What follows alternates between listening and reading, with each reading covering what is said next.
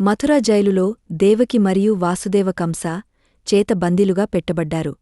ఒక వానజల్లుల రాత్రి దేవకి శ్రీకృష్ణుని ప్రసవించి వాసుదేవ కృష్ణుని ఒక గొడ్డెలో ఉంచి యమునా నదిని దాటాడు.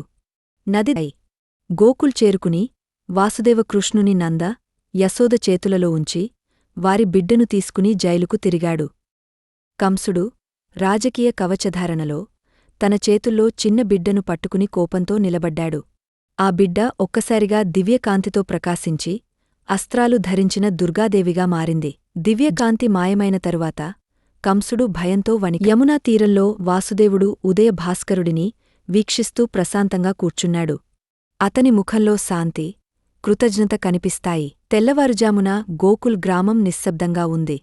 సూర్యకాంతి చెట్ల మధ్యనుంచి ప్రవహించగా పూలుపూసి ప్రకాశిస్తున్నాయి. చిన్న కృష్ణుడు పాడుగొడుగులో ప్రశాంతంగా నిద్రిస్తుండగా